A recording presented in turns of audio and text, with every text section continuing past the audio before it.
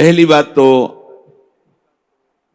जो कर्म हो रहा है वो प्रमाणित होना चाहिए, गुरुजनों के द्वारा शास्त्र सम्मत। मनमानी आचरणों की यहां चर्चा नहीं। यहां जो है तस्मात् शास्त्रम प्रमाणम थे, आपका कोई भी कार्य बिना प्रमाण वाला नहीं होना चाहिए, मनमानी नहीं होना चाहिए। उसका प्रमाण किसी संत ने कहा है, आचार्य ने कहा है, गुरुदेव ने कहा है, भक्तों ने ऐसा कहा है, ऐसा हमारे बुजुर्गों ने कहा है, यह प्रमाणित होना चाहिए।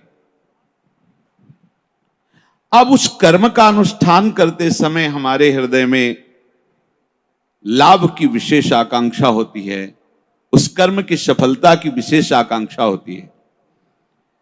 अगर आप प्रभु की इस वाणी को नहीं मानेंगे तो बहुत धोखा हो जाएगा हमसे, बहुत गलती हो जाएगी। जैसे जिसको लगता हो कि ये सुख दुख समय कृत्वा लाभा लाभो जया जय, ये तो केवल विरक्तों के लिए भगवान कह रहे, ऐसा नहीं। देखो सबको लाभ इसमें है। एक विद्यार्थी है, वो विद्या अध्ययन करता है पास होने के लिए, पूरा प्रयास करता है। किसी कारणों से, खेल में ज्यादा बुद्धि होने से, प्रमाद बुद्धि होने से, या प्रयासरत है उतना मानसिक प्रबलता ना होने से चूक हो गई, उत्तर नहीं दे पाया और परीक्षा में फेल हो गया। अब ये सूत्र उसको पता नहीं है, न घर वालों को पता है।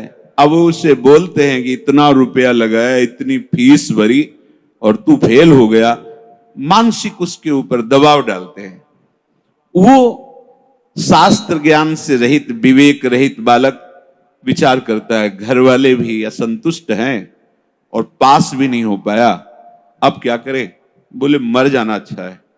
देखो कई ऐसी घटनाएं सुनने को मिलती कि अमुक विद्यार्थी फेल हुआ तो उसने आत्महत्या कर ली। ये क्यों हुआ? ये विवेक ना होने के कारण। ठीक है, इस बार फेल हुए हैं तो अगली बार हम प्रयास करें जहां हमारी कमी रही। अगली बार भी फेल होते हैं तो केवल पढ़ करके, विद्या या अध्ययन करके ही जीवन रखना होता है क्या? अगर विद्या नहीं है तो वो जीवन नहीं है। अरे भाई ऐसा नहीं है, जीवन नष्ट करने का अधिकार तुम्हारा नहीं। किसी कार्य में असफलता होने पर अगर हम अपने जीवन को नष्ट कर देते थे तो बहुत बड़ा अपराध बन गया, बहुत बड़ी दुर्गति का कारण बन गया। हमें जो अवसर मिला था उन्नति का, हम अवनति में बदल दिया, बहुत बड़ी हमारी पराजय हो गई। इसलिए समता आना अति आवश्यक है। हमें तो लगता है कि सबको सत्संग सुनना चाहिए, भगवत प्राप्ति के लिए ही नहीं, समाज में जीने के लिए भी सत्संग की आवश्यकता है। आसुरी बुद्धि पशुता का नाश करने के लिए सत्संग समर्थ है। एक किसान है, हजारों रुपए लगा करके मेहनत करके, बहुत बड़ी मेहनत होती किसान की, बहुत मेहनत होती, बहुत बड़ा तपस्वी होता, वो जान नहीं पाता है अज्ञान की धरा में होने के कारण। जिस ठंडी में आप वस्त्र त्याग नहीं करना चाहते, पूरी रात रात पानी लगाता है गेहूं की खेती में, बड़ी मेहनत करता है। जब फसल काटने का समय आता है तो वर्षा और ओले हो जाते हैं, पूरी फसल नष्ट हो गई। कर्जा लेकर उसने खाद पानी लगाया था, बेटी का ब्याह करना है, बच्चों को पढ़ाना है, अब फसल नष्ट हो गई। कर्जा कैसे देंगे? परिवार का पालन पोषण कैसे करेंगे? इससे अच्छा है आत्महत्या कर लो। कई ऐसी घटनाएं, हम जिस कार्य में चलते हैं असफलता मिलती है तो हमको एक ही उपाय दिखाई देता है कि हम अपने को नष्ट कर लें। भारी मूर्खता। ये जो प्रभु उपदेश कर रहे, सबके मंगल के लिए उपदेश कर रहे हैं। छोटी छोटी बातें व्यवहार की। हमारा ब्याह हुआ, हमारी भावना में जो पत्नी थी वैसी नहीं मिली। अब हम जो सफलता चाहते थे इस क्रिया में, उस सफलता ने, अब द्वेष शुरू, विषमता आ गई। कैसे कैसे पापाचरण होने लगते हैं, कैसे कैसे पीछे कितनी ऐसी घटनाएं सुनने को मिल। राक्षसी बुद्धि। ये केवल बैरागियों के लिए, विरक्तों के लिए, संतों के लिए प्रवचन होता है, ऐसी बात नहीं। ये सत्संग ऐसी मति बना देगा कि आप समाज में रहते हुए भी बड़े आनंद पूर्वक सबको आनंद प्रदान करने वाले बन जाएंगे। ये जो जय और पराजय का, लाभ और हानि का, सुख और दुख का हमारे ऊपर प्रभाव पड़ता है, जब तक हम नाम जप करके अपनी बुद्धि को पवित्र करके समता में नहीं लाएंगे, तब तक बात बनने वाली नहीं। जगह जगह आप देखो, जगह जगह जहां कोई हारता है तहां वो निराशा अपने ऊपर ले आता है। हारना जीत का एक संकेत है। ऐसा मत समझो कि हारना पतन का संकेत है, नहीं। जो उत्साह संपन्न है, जो विवेकवान है, वो देखते हैं कि मैं कहां से हारा, कौन सा वो बिंदु है जहां मैंने चूक कर गया। विवेकवान तुरंत उसे संभालते हैं, आगे चलते। फिर हार होती तो फिर हमें आगे बढ़ना है, ना कि हमें शरीर नष्ट कर देना है, ना कि हमें इतना चिंतन बिगाड़ लेना कि डिप्रेशन में पहुंच जाए। हर परिस्थिति हमारे कर्म के अनुसार रची गई है। अब हमको संभालना होगा, उस कर्म के प्रवाह में बहकर हमें नष्ट नहीं होना है। इसीलिए भगवान यहां के ततो युद्धाय युज्यस्व, तुम अपने कर्तव्य कर्म करने के लिए कमर कस के खड़े हो, उत्साह संपन्न बनो, तुम्हें बिल्कुल पाप नहीं लगेगा। नैवम पाप मवाप्स्यसि, बस तुम एक काम कर लो, जय पराजय में समान भाव लाओ। जो आपने माना हुआ लाभ है, अगर हमारा पूर्ण नहीं हो रहा है तो हमें निराश नहीं होना। इस बार हमारा व्यापार सफल नहीं हुआ, इस बार अध्ययन हमारा ठीक नहीं हुआ, इस बार कृषि में हमें कमजोरी, अन्न की प्राप्ति नहीं हो पाई, हमारी खेती कमजोर हो गई, कुछ भी, कहीं भी, कैसे भी निराश नहीं होना। रात है तो दिन आएगा, आप धैर्य रखिए, प्रकाश होगा। अंधकार में उबिए नहीं और प्रकाश में फूलिए नहीं। अभिमान मत कीजिए, अंधकार आने वाला है। इसलिए सम, भगवान कह रहे समय कृत्वा, ये बहुत बड़ी विद्या है। अगर कोई कहे निकुंज में जाने के लिए इसकी क्या आवश्यकता है, तो कृपा प्रकरण में पढ़कर देखिए, तीसरे दोहे में, शत्रु मित्र समझानी सम, मान मान अपमान सम, दुख सुख लाभ न हानि। यह जो कृपा, वही प्रभु कह रहे, सुख दुखे समय कृत्वा लाभा लाभ हो जया जय हो। इसको धारण कीजिए। छोटी छोटी सी अनुकूलता में बाधा पड़ने पर हम दुखी हो जाते हैं, हम विक्षिप्त होने लगते हैं, हम बहुत बड़े लाभ का त्याग कर देते हैं। छोटी सी मनोनुकूल वृत्ति के विरोध होने पर, जबकि वो महामंगल विधान है, आपको समझ में नहीं आ रहा, आप इतने असंतुष्ट हो जाते हैं, इतने हार जाते हैं, इतने निराश हो जाते हैं कि परम लाभ का मार्ग ही छोड़ दिया।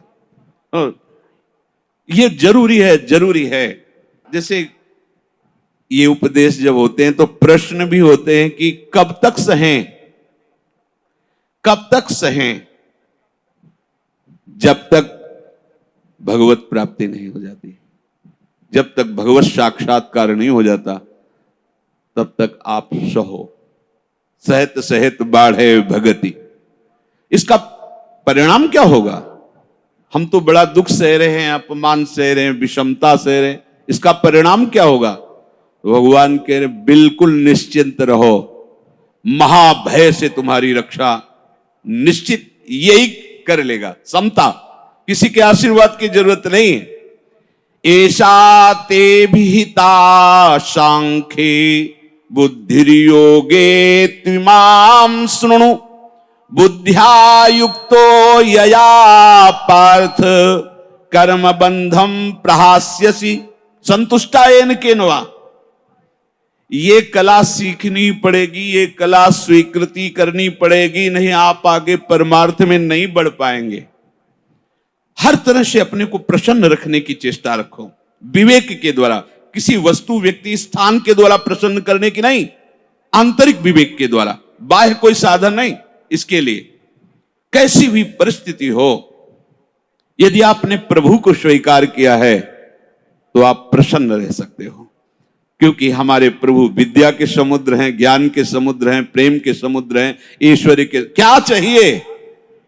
बिना पढ़े समस्त विद्या प्रकाशित हो जाती है। ब्रह्मा जी किस स्कूल में गए थे? चारों वेद स्वतः स्फुरित हो रहे, किसके संकल्प से? भगवान के संकल्प से। समस्त सृष्टि की जितनी भी कलाएं हैं सब ब्रह्मा जी से तो प्रकट हुई हैं।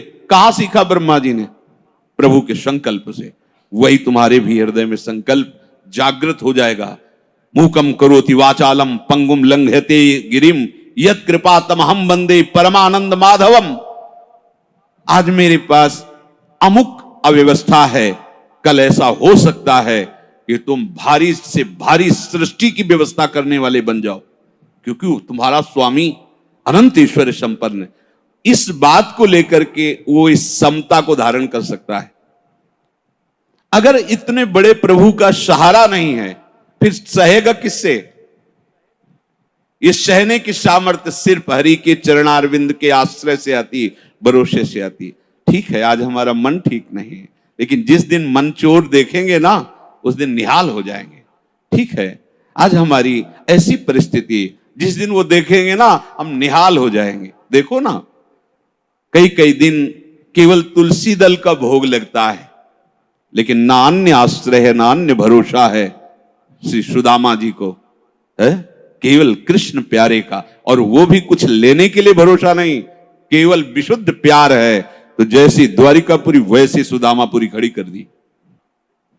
संतोष अगर किसी को हो सकता है तो प्रभु को लेकर के होगा। ध्यान रखना, अगर प्रभु का आशा भरोसा नहीं तो आप नहीं।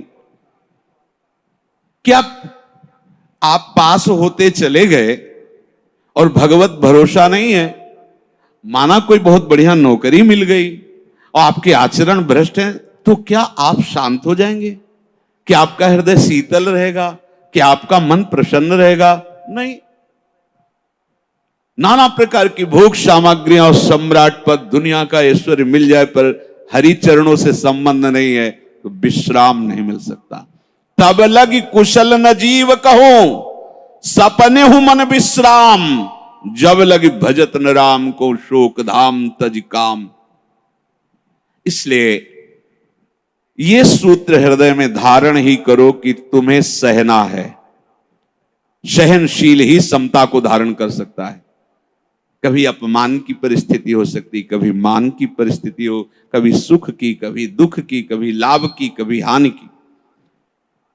अगर हमारे हृदय में भगवद आश्रय नाम जब चल रहा है तो बड़ी से बड़ी हानि में भी आपको शोक नहीं होगा, दुख नहीं होगा। बात समझ लीजिए।